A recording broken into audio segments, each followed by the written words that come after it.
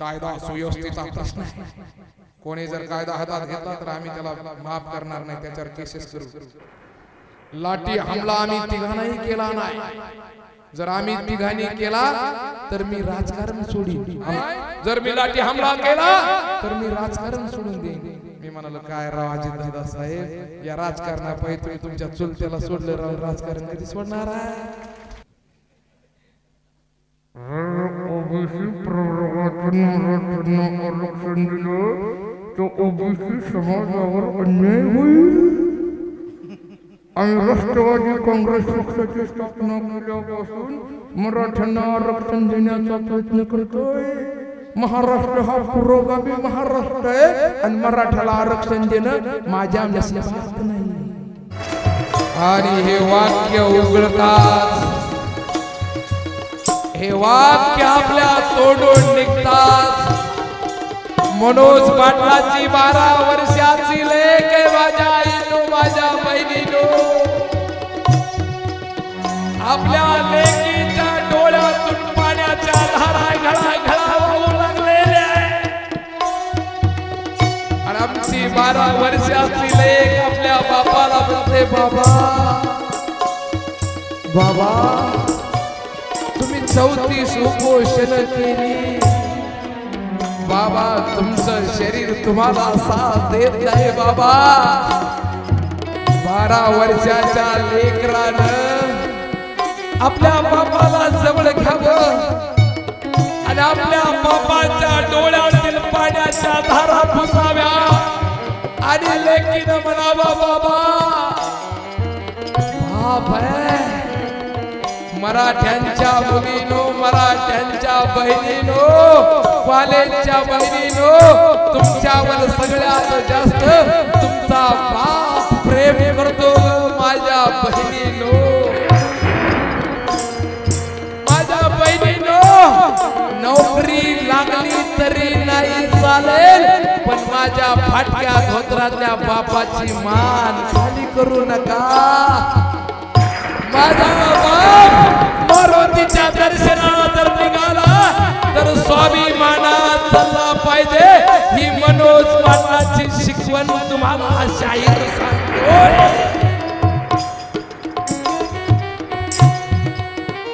आणि मनोज पाटलाने आपल्या लेकीला कडकडून मिठी बापाला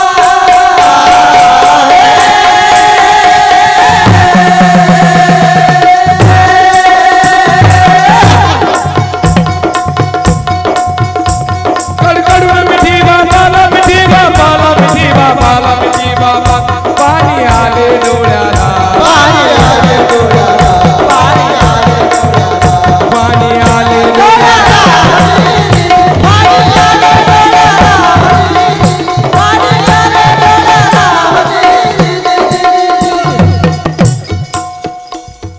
आणि आपल्या लेकीच्या डोळ्याला धारा. बाप आहे, एक माणूस आहे, लेकीचे डोळे पुसवले आणि आमचा मनोज पाटील म्हणाला, लेकी मी तुझा बाप आहे, मी तुझा बाप आहे, तुझा जीव कसा वीस करतो. महाराष्ट्रातील लाखो लेकीचा मी बाप आहे.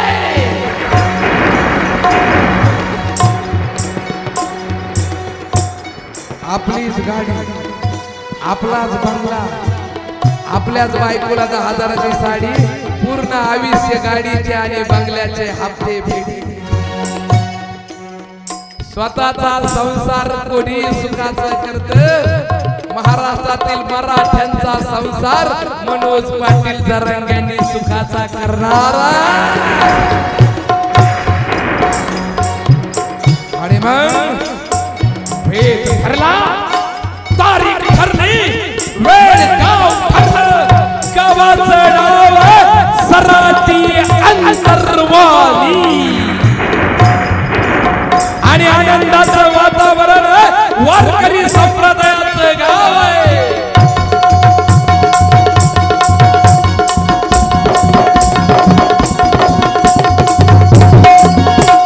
मराठ्याचं गाव आहे, शेती करणारं गाव आहे आणि वारकरी संप्रदायाचं गाव आहे. भव्य दिव्य मंडप टाकलेला मनोज पाटलांना असं स्टेज उभा केलं पैसे कोणाची मी नेहमी कार्यक्रमात सांगतो पोवाड्यात सांगतो हा लढा फॉर्च्युनर मध्ये बसणाऱ्या मराठ्याचा लढा नाही बैलगाडी मध्ये बसणाऱ्या मराठ्यांचा लढा आणि त्या बैलगाडीमध्ये बसलाय मराठ्यांचा ठाण्यावर मनोज पाटील सरांगे आणि सरांगे पाटील सराठी अंतरवालीमध्ये बसलेले आणि उपोषणाची चर्चा सुरू झालेली आहे मराठ्यांना आपली ताकद कळली नाही आपली ताकद आपल्याला कधीच कळली नाही शत्रूला तुमची ताकद आधी कळते जर सकाळी तुम्ही मारुतीच्या मंदिरात दर्शनाला गेले ज्याचं तोंड नाही बघायचं ते आधी राम राम घालते राम राम समजून घ्या ईशा आपली ताकद आपल्याला कळली नव्हती 35व्या उपोषणाची ताकद देवेंद्रजी फडणवीस साहेबाला कळली होती आणि मग या राज्यकर्ती सरकारनं 1,500 पोलिसांचा फौज फाटा त्या छोट्याशा अंतरवालीमध्ये पाठवलेला दिवसभर शेतात राम राम राबणारी माझी आई माझी बहीण माझी लेक 70 वर्षाची आजी 60 वर्षाची आया बहीण सायंकाळची वेळ आहे लोक शेतातून आलेली आहे दिवाबत्ती लावलेली आहे आणि माझी आजी मनोज पाटलाच्या खांद्याला खांदा लावून काय म्हणते सुंदर ते ध्यान उभे विटेवरी करकटेवरी देवोनिया करकटेवरी देवोनिया करकटेवरी देवोनिया आणि पाचवी झाली चारे दिसे हाहाकार माझा आणि चारे दिसे हलगल लढाला वाचवा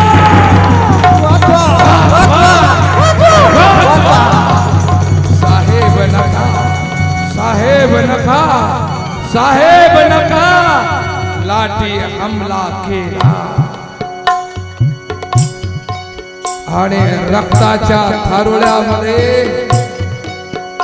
माझ्या विजयाताई तारक यांच्या डोक्यामध्ये 17 टाके पडली माझ्या आया बहिणीचं रक्त सराठी अंतरवालीमध्ये सांडलं आणि जेव्हा जेव्हा मराठ्यांचं रक्त सांडतं तेव्हा मराठ्यांना विजय मिळत असतो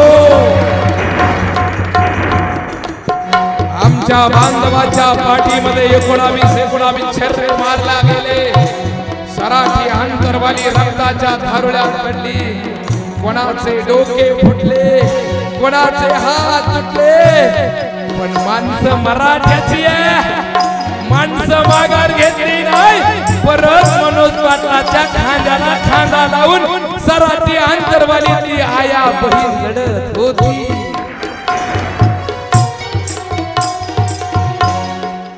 मग निषेध कोणाचा करायचा निषेध कोणाचा करायचा बरोबर लाठी हाणणाराचा का लाठी हाणायला लावणाराचा कोणाचा करायचा मला वाटतं तुम्ही बोर झाले शेवटचे फक्त मोजून आता किती घेतो लोक असं म्हणले की माझ्याकडे बघतात गेली 1.5 महिना झाली ही लोक माझ्या सोबत आहे यांच्यासाठी एकदा जोरदार 2 तासाच्या पिक्चर मध्ये 1 लाख पात्र असतात तरी लोक मध्ये इकडे 2 तास झालं या औलाद मराठीची बोलते फक्त मराठ्यांच्यासाठी घरात चढून मरण्यापेक्षा मराठा आरक्षणावर लढून मेलेलं 10 पट फायद्याचं आहे जी माणसं जिवंतपणे खरं बोलण्यास घाबरतात जी माणसं जिवंतपणे खरं बोलण्यास घाबरतात ती जिवंत असून मेलेली असतात आणि जी माणसं जिवंतपणे खरं बोलण्यास घाबरत नाही ती गेल्यावर जिवंत असतात मग तिघांनी पत्रकार परिषद घेतली. 3 तिगडन काम बिघडे. जुने लोक म्हणते मग हे याचं माईक घेता येतं त्याचं माईक घेत आणि एक तर आमचं गपच होत. मग एक दुसरं म्हणत आम्ही उठाव केला, आम्ही गुवाहाटीला जाऊन उठाव केला, आम्ही बंड केलाय, आम्हाला मराठ्यांना आरक्षण द्यायचंय. काल माझं मनोज पाटला सोबत बोलणं झालंय, प्रयत्न चालू आहे, मराठ्याला आम्ही आरक्षण देणार आहे, पण निर्णय घेणार माझ्या हातात नाहीये.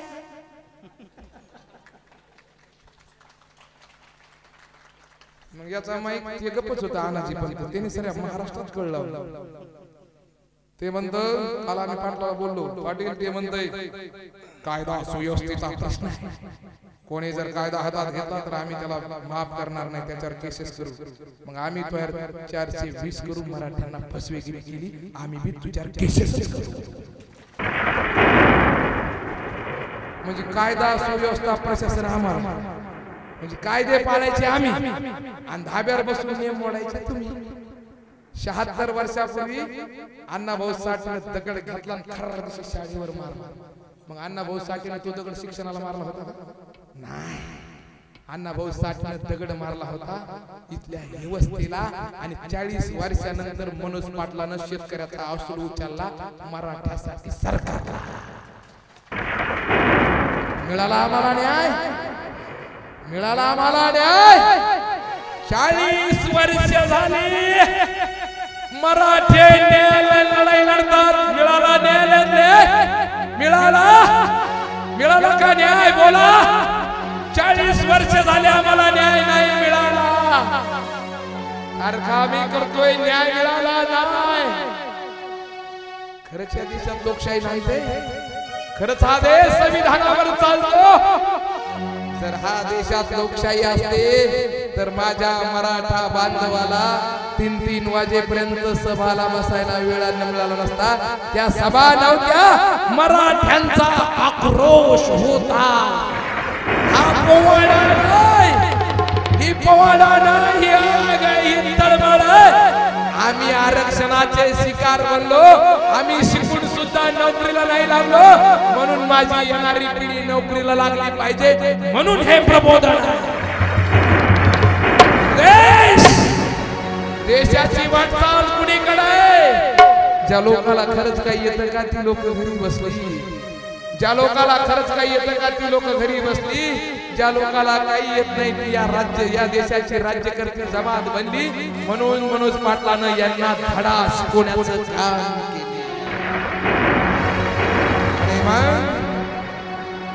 यांनी याचा माईक घुसकोला आणि ते म्हणालो लाठी हमला आम्ही तिघांनाही केला नाही, जर आम्ही तिघांनी केला तर मी राजकारण सोडीन आमचं म्हणणं. आणि आपण कोणाला घाबरत नाही, घाबरणारी अवलाद नाही. मराठ्याची ओरिजिनल अवलाद आहे, जे बोलतो ते सत्यच बोलतो. ते म्हणाला राजकीय जीवनात सामाजिक जीवनात काम करत असताना अडचणी येत असतात. मग अडचणीला सामोरं जात असताना प्रयत्न करायचा असतो, मराठ्यांना आरक्षण द्यायचं असतं. म्हणजे विरोधी पक्ष नेते असला की ते म्हणते एक मराठा लाख मराठा, आणि सत्तेच्या खुर्चीत जाऊन बसलं ते म्हणते कोणी बी प्रमाणपत्रच मागायला लागला, कोणी बी पत्रच मागायला लागला. म्हणजे सत्तेत गेले की तुम्ही विसरून जाता. मग पत्रकारांनी प्रश्न विचारला, पत्रकार लोक लय हुशार असतात. ते म्हणाले अजितदादा पवार साहेब लाठी हमला कोणी केला? ते मला मी केला नाही, जर मी लाठी हमला केला तर मी राजकारण सोडून देईन. मी म्हणालो काय राव अजितदादा साहेब, या राजकारणापायी तुम्ही तुमच्या चुलत्याला सोडलं, राव राजकारण कधी सोडणार आहे? राजकारण कधी सोडणार आहे? मग पत्रकार परिषद झाली, मग आमचे नेते आले बारामती सम्राट. आम्हाला मराठ्याला वाटलं शेवटच्या खेपीत मराठ्याविषयी चांगलं बोलतील, मराठ्यांना न्याय देतील. मला दररोज माझे पाहुणे रावळे म्हणते असं उघड उघड बोलू नका. म्हणलं 70 वर्ष झाली यायने अख्ख्या मराठ्याला लुटलं, यायला कोणतरी बोलायला भेटला ना. आणि मग हे आले, एक मुद्दा विसरलो, मुद्दा कंप्लीट करतो. लाठी हमला झाला, निषेध कोणाचा करायचा? लाठी हाणणाराचा नाही तर लाठीला आदेश देणाराचा. मग लेकर कोणाची? इंडियन आर्मी मध्ये, पोलीस भरतीमध्ये लेकर कोणाची? आमदाराची, खासदाराची, मंत्र्याची, अदानीची, अंबानीची? लेकर कोणाची? लेकर मराठ्याची. सीमेवर मरायला मराठे, सीमेवर मरायला मराठे आणि आरक्षण चोरायला दुसरेच सरा. म्हणजे मरायला आम्ही आणि खाला तुम्ही नाही. अन्याय सहन होत नाही. बाबासाहेब म्हणाले, अन्याय करणारापेक्षा अन्याय सहन करणारा 10 पट पापी असतो. 100 दिवस शेळी होऊन जगण्यापेक्षा 1 दिवस वाघ होऊन जगा. आमचे नेते आले आणि म्हणाले, आम्हाला लई बरं वाटलं. त्यांनी पत्रकार परिषद घेतली मुंबईत. मी तयारच होतो पत्रकार परिषद ऐकायला. म्हणलं काहीतरी बोलतोय आपलं नेतं, शेवटच्या खेपीत आरक्षण देतंय, म्हणलं आपल्याला सपोर्ट करतंय. बरं, तिथं सपोर्ट नाही केला तर आता महिना दीड महिना झाला एक तरी पत्रकार परिषद घ्या. गप आहे, गप. त्याला माहिती आहे मराठ्याला आरक्षण मिळेल की आपल्याच कॉलेजला फटका बसतो. कॉलेज यांची सगळं यांचंच. मग आले हे म्हणाले, पत्रकार परिषद घेतली. कशी घेतली की बघा.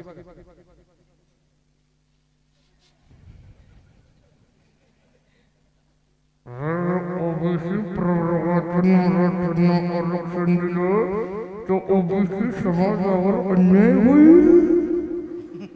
आम्ही राष्ट्रवादी काँग्रेस पक्षाची स्थापना केल्यापासून मराठ्यांना आरक्षण देण्याचा प्रयत्न करतोय.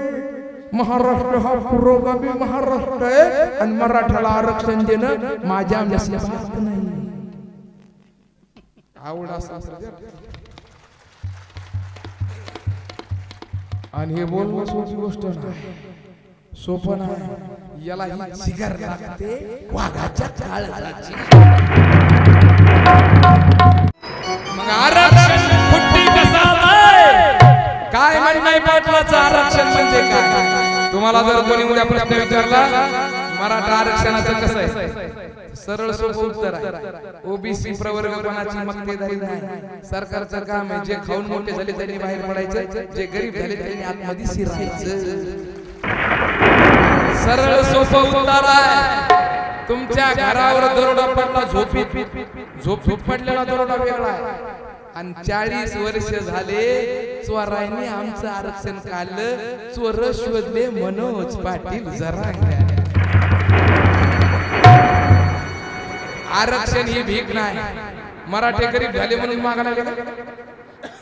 मराठ्यांच्या भाजीला तेल नसलं तरी चालेल, मराठ्यांना इज्जत प्यारी आहे. मराठे गरीब झाले म्हणून आरक्षण मागत नाही. चोरांनो 40 वर्ष झाले आमचं आरक्षण खातात, आता खाली करा, आता छुट्टी नाही. म्हणून मनोज पाटील काय म्हणाले, घरदार लुटलं चोराने.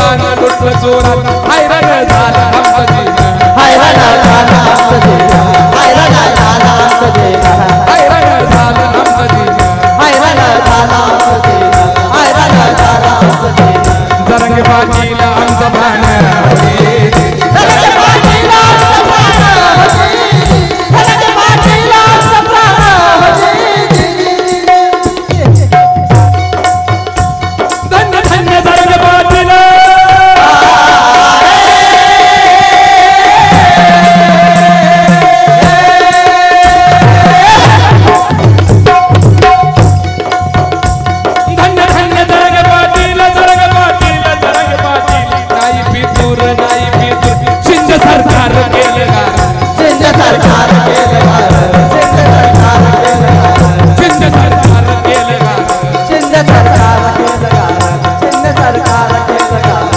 वादळाचं नाव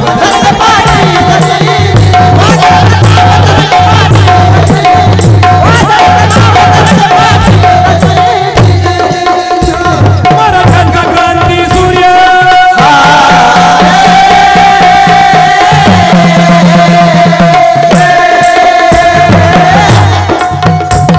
मराठ्यांचा क्रांती सूर्य क्रांती सूर्य क्रांती सूर्य क्रांती लावतो प्राणाची बाजी लावतो प्राणाची बाजी लावतो प्राणाची बाजी लावतो प्राणाची बाजी सिंध सरकारला पाणी पाहिजे सिंध सरकारला पाणी पाहिजे सिंध सरकारला पाणी पाहिजे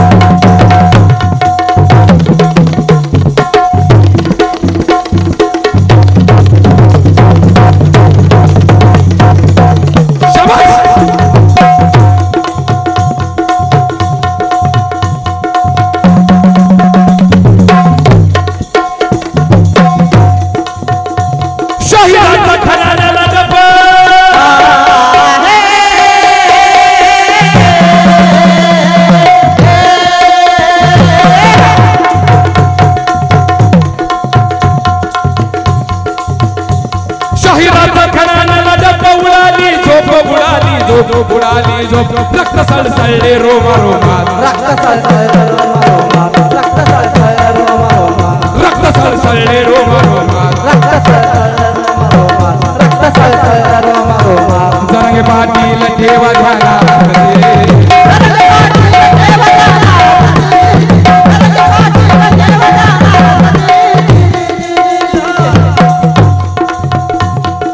आरक्षणाची चर्चा झाली गल्ली बोळात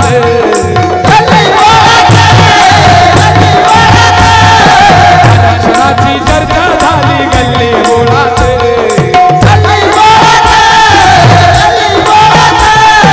मोदी सरकार हैराण झालं बघा दिल्लीचे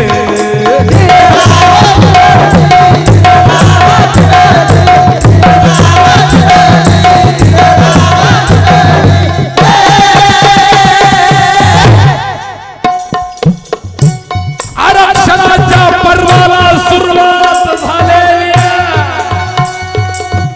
या आमच्या मनोज पाटील जरांगे साहेबानं 35 उपोषण केली 35 2017 पासून उपोषण सुरू झालेली आहे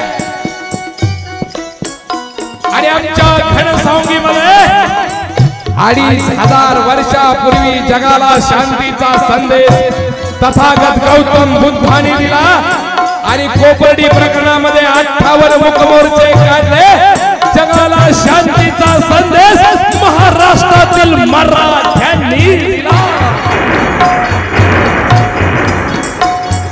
मग जगद्गुरु तुकोबारायाची शिकवण आहे विंचू देव्हाऱ्यावर आला देवपूजा न आवडे त्याला येथे पैदाराचे काम अधमासी व्हावे अधम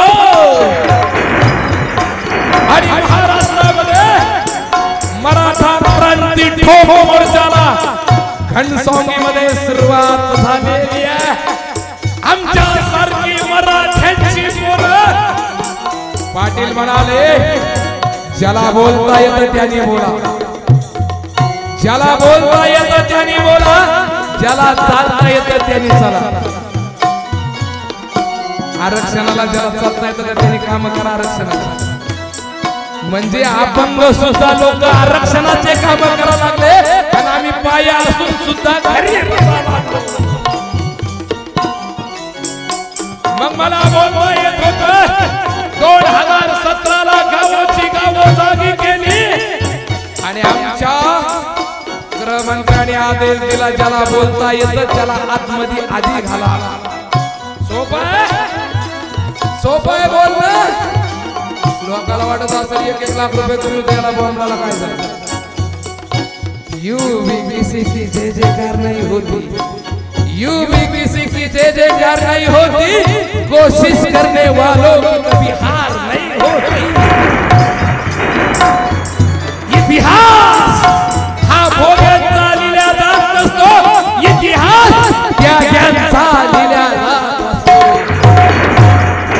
आणि 2017 ला घनसावंगी मध्ये ठोक मोर्चा झाला. माझ्यावर 307 353 सारखी खोटे गुन्हे नोंद करून माझा आवाज दाबण्याचा प्रयत्न केला.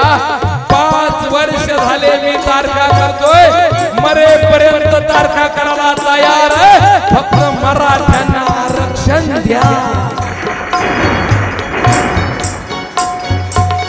34 उपोषण काढलं. 34 उपोषण. गावाचं नाव आहे वडीकाळा आणि आमचा ठाण्यावर 9:30 वाजता वडीकाळ्यामध्ये आला. माणसांनो मराठ्यांनो माणसं होती 9, माणसं होती 10. माणूस थांबला, खचला, दबला, शांत झाला नाही. लढत राहिला मराठ्यांच्या लेकरांसाठी. लढत राहिला मराठ्यांच्या औलादीसाठी. आणि अशा या मनोज पाटलानं 35वं उपोषण सुरू करण्यासाठी मीटिंग बोलवली आणि सेटिंग लावण्यासाठी माझ्यासारखे मर्द मावळे बोलवले. आणि भेट ठरलेला तारीख होती 15 ऑगस्ट 2023. मातीचं नाव आहे शहागडची माती आणि क्रांतीचं नाव भगत सिंगाची क्रांती. आणि या भगत सिंगाने इंग्रजाच्या असेंब्लीमध्ये बॉम्ब फेकले. बॉम्बचा आवाज धडाधड धडाधड बॉम्बचा आवाज आला. इंग्रजाची असेंब्ली खणकली आणि इंग्रजाने भगत सिंगाला प्रश्न विचारला. भगत सिंगजी, तुम्ही जे बॉम्ब टाकले या बॉम्बानं कोणती जीवितहानी झाली नाही, पण आमच्या कानठळ्या बसल्या. आमच्या कानठळ्या बसल्या. 1.5 महिना झालं अजून कानातून आवाज नाही. 1.5-2 महिने झाले महाराष्ट्र सरकार व पुढे टेबलवर आरक्षणाशिवाय चर्चा नाही. का बॉम्ब फेकले भगत सिंगजी? तेव्हा आमचा भगत सिंग म्हणाला, हिंदुस्तान गुंगवार बैरों का देश है, तंबाकू की जरूरत है. आणि या भगत सिंगाच्या क्रांतीला नाव दिलं, मराठा आरक्षणासाठी जोडलं आणि मराठ्यांचं प्रबोधन सुरू झाले. एकामागून एक मराठ्याचे पोरं काम करू लागली. गाव खेड्यावर वस्ती तांड्यावर 29 ऑगस्ट सभाची तयारी जोरदार सुरू झालेली आहे. 4 दिवसीय आनंदाचं वातावरण आहे.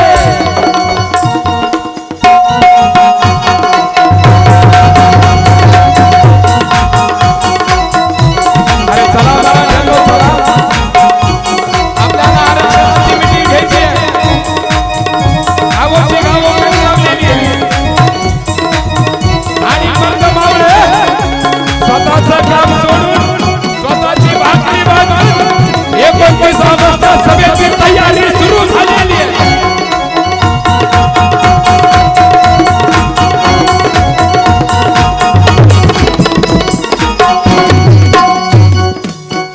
आणि सभा सुरू झाली. शहागडला भव्य दिव्य स्टेज टाकलेला आहे आणि आमच्या अंबड घनसावंगी परिसरातील 20,000 मराठे एकत्र आले. आणि आमचा ठाण्यावा कडाडला. तुम्ही पाटलाचं 29 ऑगस्ट रोजीचं भाषण ऐका आणि आमच्या पाटलाचे शब्द काय? मराठ्यांनो, एक तर आरक्षणाची विजय यात्रा निघेल, नाहीतर माझी अंत यात्रा निघेल. शब्दावर लक्ष द्या. आणि 20,000 मराठ्यांच्या हृदयाला पाडा फुटला. आमच्या मनोज पाटलानं 29 ऑगस्ट रोजी तुमच्या आमच्या लेकराच्या भविष्यासाठी मरण स्वीकारलेलं. आणि जेव्हा जेव्हा मराठे मरण स्वीकारतात तेव्हा शत्रूला शरण यावा लागतं. हा मराठ्यांचा इतिहास.